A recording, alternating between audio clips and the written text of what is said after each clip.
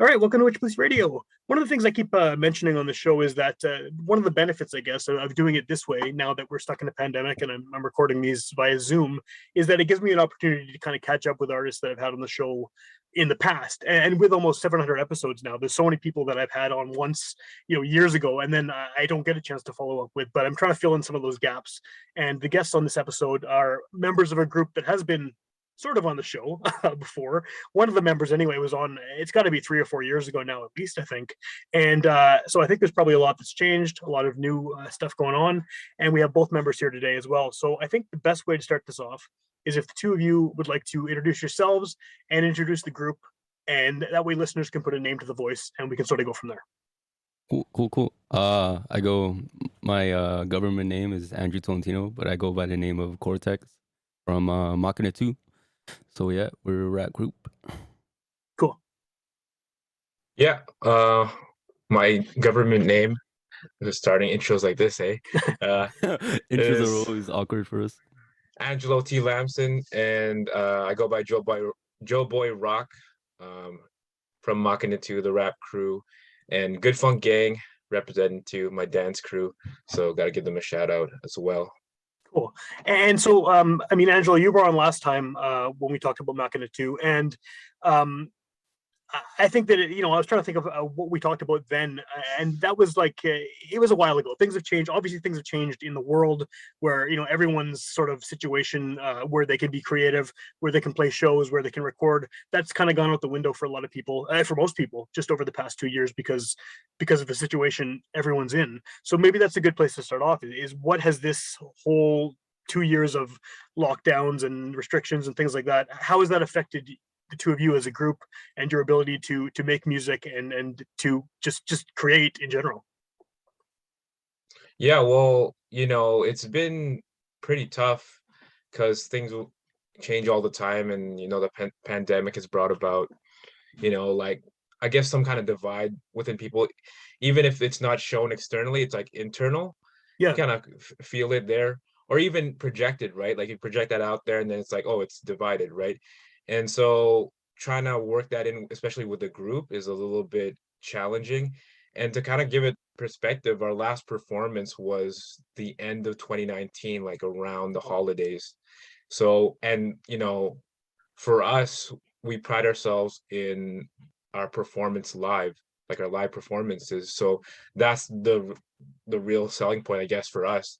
If you don't come to the show and experience it, then it's a little bit different just listening to a track just on like Spotify or streaming services, or just catching a video, right? So it's been tough for us, like I think, well, Andrew released a song last year, Lyrical Flex, which was like, we had to kind of like, it was like this underground thing, and let's put this out on YouTube and everything. And Andrew could talk a little bit more about that, but everybody was kind of like, can we do this? People were just like kind of walking on eggshells, trying to decide like, okay, trying to navigate. Can we do this? Yeah. Should we do a live stream show? I don't know. We don't, so like we've basically been in hibernation for 2 years, and just coming out of it, we're trying to reflect and see, well, what we could have done, or what we did wrong, maybe, and maybe like regather ourselves and hone in on that vision again. And then like maybe you got distracted with this or that, or these valid reasons, right? Like but we want to make sure we kind of like shut out some of the noise and get back onto that vision and start executing and applying what we need to apply to get the job done. Well, I imagine it's got to be difficult just in general, trying to write, because at least for a while there, that is not going to be performed in front of a live audience. Like that crucial element of what you do is just not possible. So I'm sure that a lot of the process is the same, but I mean, it must be weird sort of knowing that this music you're creating is, at least at first, going to be consumed maybe a bit differently than you would like, and than the ideal sort of situation for it, right? Yeah. The whole COVID situation sort of like, I figured it was like a big setback for like a lot of us, like a lot of especially for us, because we do a lot of our stuff like on our own. So like, and then all the studios and like all the places that we record at, they're all closed down. So then what else can we do but just sit back and try to write as much as we can with all the free time that we were given? Because let's face it, like we got like a lot of free time during that time. So that all we can do was like write as much as we can. And then by the time like stuff starts opening up again, such as right now, then, you know, hopefully that's when we start putting in work. So Yeah, and I mean it's crazy too, like with, you know, oh, I'm not allowed to be at somebody's house. And, so, yeah, and you're like, what?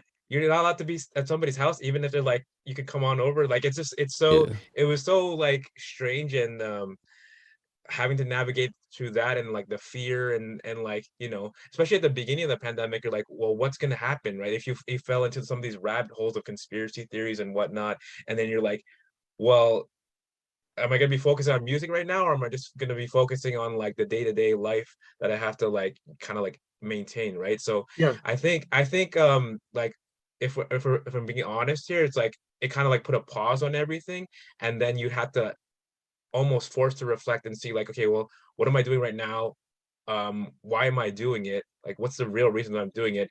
And then like, how do I want to move forward with this and navigate this, I guess, new world, if you want to call it that. Yeah, for sure. And I think a lot of people were faced with that decision too of like, do we continue whatever kind of project it was, whether it was hip hop or punk rock or country or anything really, right? It's like, do we continue this project not knowing what the future is going to hold? And like in your case, you haven't been able to perform since 2019, Hmm. which it's a long time, right? So I mean, what is it? I guess about your group and about this project that you felt was important to keep going through all of this? Uh, mainly for us, like we just wanted like everybody to know that we're still here. So, and then these two songs, especially these two new songs that we just recently released, I believe is like set like a really big tone for like the beginning of the year, and like letting people know that like, hey, we're here, and these tracks are like the loudest tracks that we have right now. So, yeah, that's what I'm hoping people would hear from that. Is that how they've been received so far? People kind of recognize Yeah, this as sort of like a reintroduction almost to what it is you yeah, do? yeah. A lot of people really like the whole because the sound of these two new songs are like really different. So, um, especially since people haven't heard from us for like a whole year. Um, it's been Two it's been years, 3 years. refreshing. Yeah, yeah. 2 years. Holy Well, shit. well, Yeah, they've heard from you with the yeah, lyrical flex for sure, yeah. but As yeah, a from group, both of as a us. whole, yeah, it's been like 2 3 years. So yeah, mainly just want let people know that hey, we're still here. So let's do some work. Has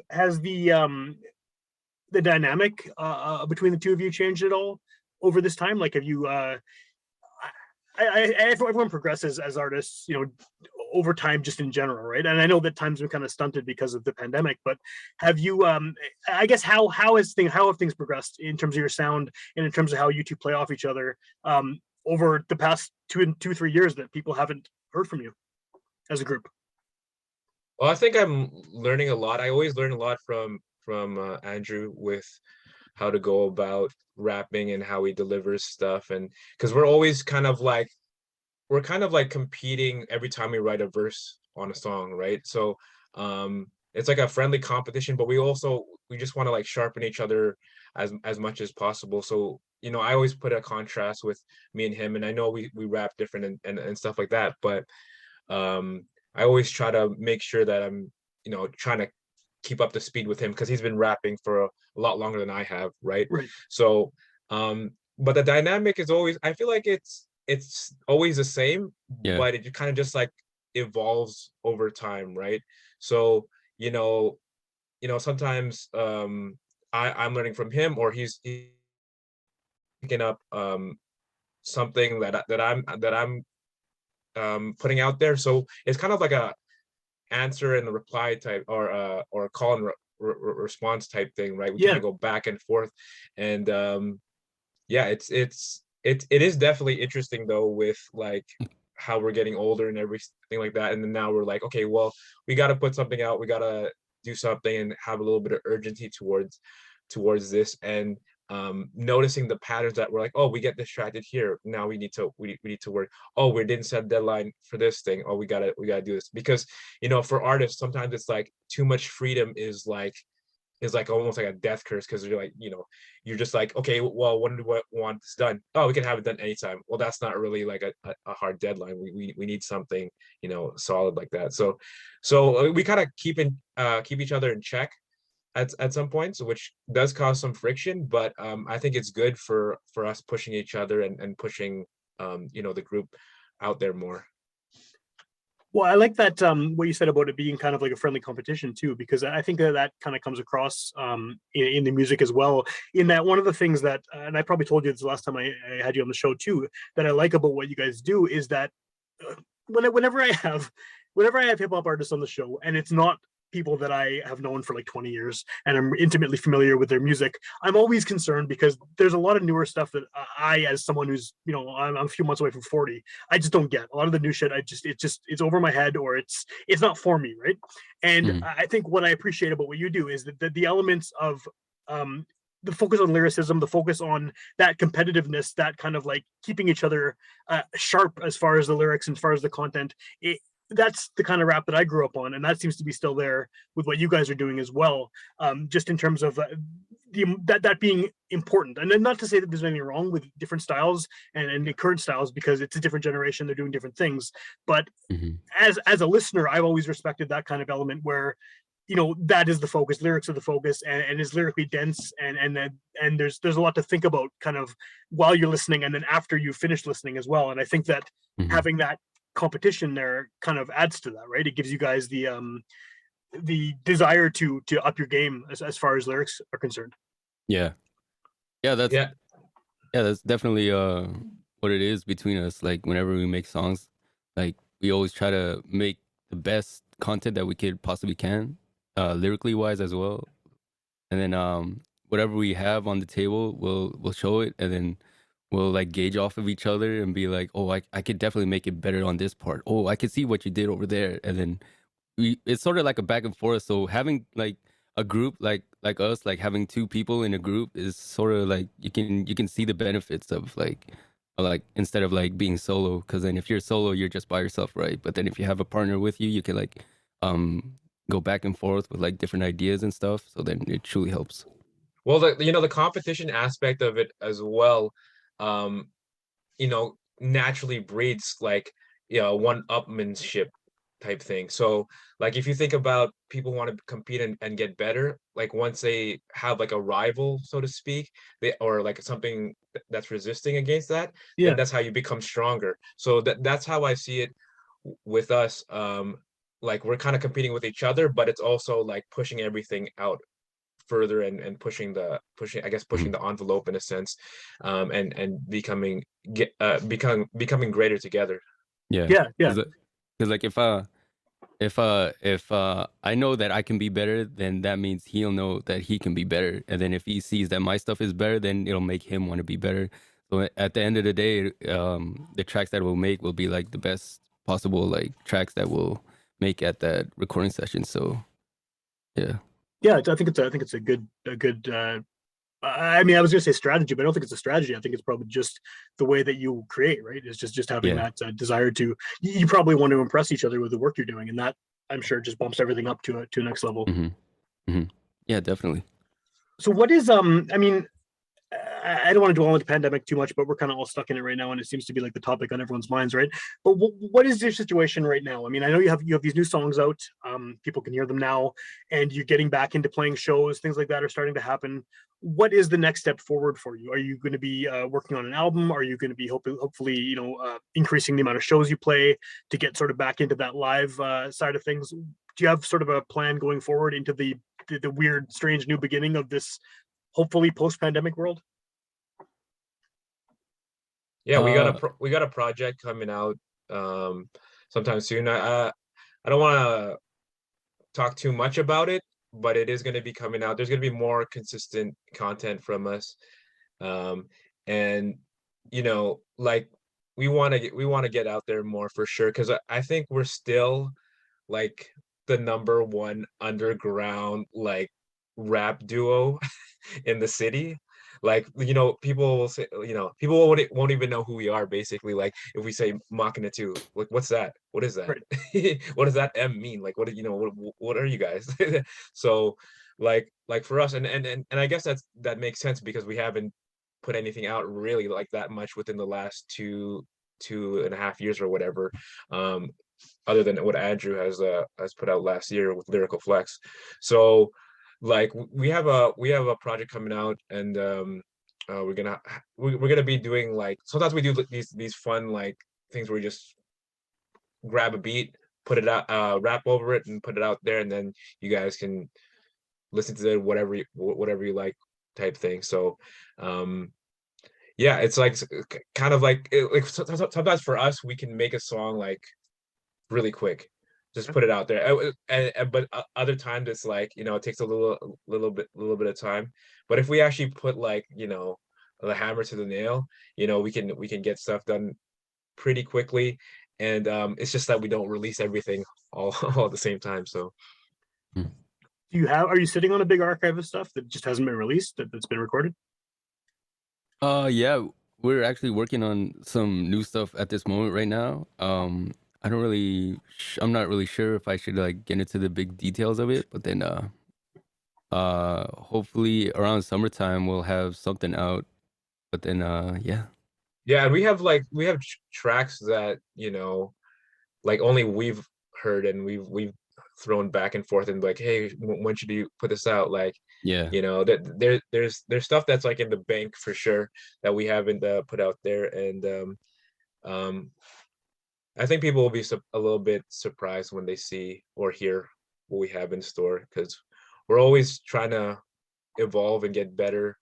That's like one of the main, I guess, main values that we have. And if you see our music up until this point, you'll see like the evolution of it already. So that's only the tip of the iceberg.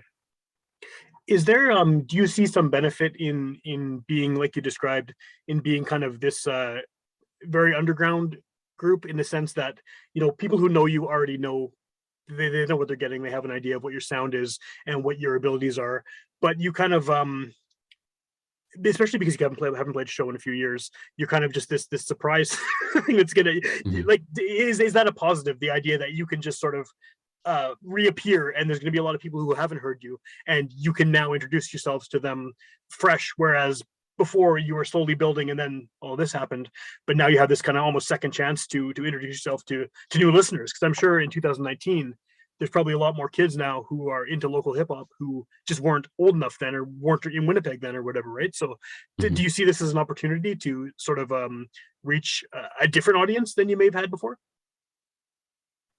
Yeah, definitely.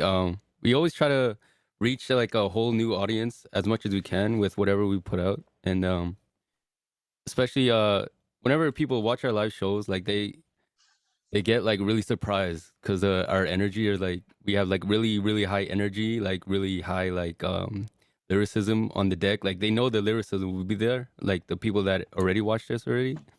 But whenever we do perform in front of like new people, they get like really surprised, and then they get like, we always have like positive feedback like every single time. Like I don't think we've ever received any like negative, or like saying like, oh, that was pretty bad right there, or like something like that. So I think that's like a good I would say like that's something good to like take out of it, is like we always had like a positive feedback on like every single show that we've ever done.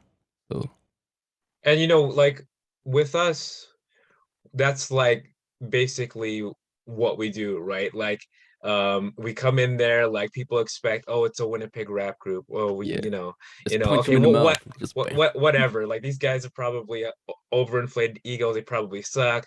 Their rhymes are probably really weak, you know, all this kind of stuff. And then we just kind of surprise them. It was like, whoa, like what? I didn't know, like where are these guys from? Our first show that we did, you know, officially as Machina II, was in 2017 at Northern Touch Music Festival, right? Right. And we go up there and we do our thing, and then people are like, where do these guys come from? You It's know? like where'd you get these guys? Like where like how'd you find these guys? I remember that Yeah. was like the main thing. Yeah. And then our last show in 2019, um it was a really intimate show, and this guy was like pretty much like right in front watching us, and then he turns to like his friend right beside him and says, "Oh, these guys are good."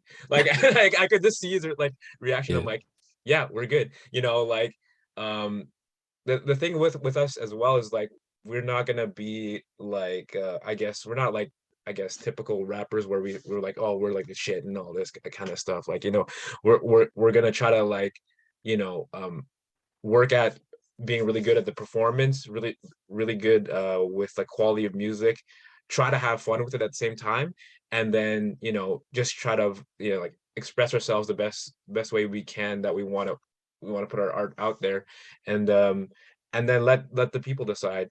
And then like also for me, like one of the last things that I remember actually from that 2017 Northern Touch Music Festival performance was, a lot of people were like, "Oh, you guys are really good. Like, I really like the performance." And then there's this one guy, his name is Force Black. He was like we asked him like, "Oh, because we're like really hyped for him all, all this praise and stuff. Like, hey, what do you think about a performance?" And then he's like, "It was okay." And then he was, he was like, well, you should, if you're satisfied with your performance, that's all you need. So basically that approval or that that happiness, I guess, that kick that you get when somebody says, "Oh, you're great," that's nice. But the real stuff is like internally, when you like when you kind of validate yourself, when you look at Mhm. the footage back and you're like, yeah, I did this really good, or there's some stuff I could improve and go about it this way. So it comes from internally and not externally. So that for me, that's like one of the best things somebody could have ever said to me. Because at the time I was like, what are you talking about? We were really good. Mhm. That's what I was thinking. But he was like, it was okay. you know so Yeah, that's what we've been doing as well. Like ever since that day, like we would look back on like all of our past performances. Like either like people would like record it on their phone and then they would like send it to us, and then we would like critique ourselves and be like, oh, we could have done this better. Oh, we could have like said this better. Oh, we should have like hyped the crowd during this time. And then we noticed like little bits and pieces of the performances that we definitely could have done better. And then the next time when we do like hop on that stage, like we try to implement those changes, and then it just ended up getting better and better and better every single time. So Well, I think yeah, that's. Oh, sorry. Go ahead. so that's a painstaking process too. Like there's no like criticism worse than your own criticism, right? Your self criticism. So like uh for us, we're just like looking at it like, that's kind of was kind of cringy, or like like yeah, yeah, really really harsh. Like we were just like, oh, that was fucking stupid, yeah. and so we try to break it down, and then try to build ourselves back up after that. Well, I think that's one of the, I guess, benefits of doing this in this era, right? Is the fact that you can easily record all your performances. You can record every rehearsal. You can record every song idea you have. And I think not enough people maybe are taking advantage of that and just documenting everything, so then they can go back and find the good parts, find the bad parts, and just sort of figure out a way to hone it. Because I mean, even 15 years ago, that wasn't as easy to do. You couldn't just sit there with a cell phone and tape Mhm. everything, right? So I mean, there's definitely benefits to living in this dystopian internet future where everyone's filming everything, because you can then, yeah, you can look back at it and sort of figure out what to keep and what to change. Mhm. So if people are hearing you for the first time on the show, what would you where would you send them? Like, where would you suggest they check you out? Whether it's a video, a song. um I mean, live shows are going to be happening in the future as things progress, obviously. But is there sort of a starting point that you would direct people towards to begin checking out your music? Yeah, I would say Bandcamp. Go to Bandcamp, Machina 2, Machina, and then two I's for the Roman numeral two. Like a lot of our songs are on there. You got the mixtape that's on there that we came out with a while back now, like 2016. But that was like that was an archive of songs that we've had since like 2011. Okay. So, people think that, we're just like this brand new or overnight thing. Like, no, like this has been brewing since the day we were born type thing. So And so yeah, the mixtape stuff there. You got some of the singles that we kind of put out. Check out Andrew's stuff as well. So Cortex, Andrew, you could talk about that a little bit, but there's that stuff. The Bandcamp is like the easiest one to go to, and then the streaming sites too as well if you have that. But yeah. And also, like a lot of our stuff are also on SoundCloud as well. Like a whole like. Oh, I meant program. SoundCloud. Sorry, I didn't mean Bandcamp. Sorry, SoundCloud. Yeah, but Yeah. we do have a Bandcamp though. But then we hardly been updating that. But then SoundCloud has been we've been like putting like stuff on there a lot, as well as like Spotify and all the streaming services as well. So Cool. Yeah, I don't know why I said Bandcamp. SoundCloud. when you said Bandcamp, I was like, have we been using Bandcamp for a while? I was like thinking about Yeah, it's a pandemic. I'll blame it on the pandemic. Sure, yeah, blame it on COVID. Yeah, we can blame everything on it, right? It's all good. So as far as finding out when future shows are happening and things like that, where's the best place to find you online to get in touch with you, or just see what's happening as far as releases and shows and things like that?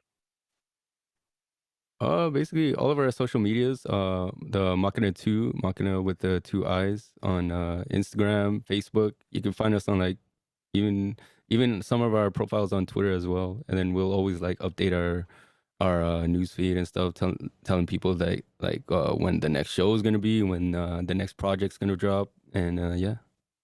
And then you have sorry, go ahead. Yep. And follow us on our personal sites actually, because we post a lot more stuff there. And if you want to get to know us a little bit more, direct message us, whatever. On Instagram, it's Joeboy Rock GFG. Andrews, anyway, I forget what yours is. It's core to the text, CORTOTHETEX, core to the text. So yeah. Yeah, the good thing about nowadays is that you can like just directly message somebody, like it's really quick. So if we're really accessible. If you want to message us and we'll reply to you. Cool. And then the 2 new songs you have out now, do you want to just quickly give some background on those? And I'm assuming that's what people are going to want to be checking out first because it's the most recent material, right? Yeah. Well, the first this project's called Element Deus, right? That's how it goes. Yeah, you don't even know what it's called, eh? I can't pronounce the D part. I was like, was that Deus? You always use some weird Latin. So like yeah. So yeah, Element Deus. The first track is basically about like it's about a lot of things, but this is the part where we kind of like fuse ideas together, because Andrew's idea was, okay, this is like we're in our element and you're hearing us right within our element. And then me, I kind of brought to it like we're kind of coming back to life. So we're coming back from the dead to guess I guess to push our push our art out there. So basically it's a revival. So that's the first song, and then the second song is Who's That, right? So it's got a bit of like an ancient tribal kind of sound to it, like combined with some like modern kind of like I guess kind of like technological sounds. So yeah, that track's really unique. Yeah. And it's basically like we're saying like who are these guys, right? And also it kind of explains like what our mission is, I guess in the rap industry, in the rap game. Cool. Well, I guess like we said before too, it's kind of because it's almost a reintroduction. That's a good idea to just get all of that sort of out at the beginning, right? And people who are either finding you for the first time or re-engaging with your art, they can get all that from the song. Yeah. And then like the song kind of says it all. You could like interpret it in many different ways. That's the part of the I guess the lyricism that if you're into that kind of thing, like it's like, oh wait, what does that mean? But that means something else as well. And also on top of it, we kind of like mixed in some flows and some kind of like deliveries and stuff to make it fun to listen to at the same time. So it's like it's got a good mix of like, okay, it's fun, I like this slaps, on top of lyricism and meaning and like some consciousness in there at the same time. Cool.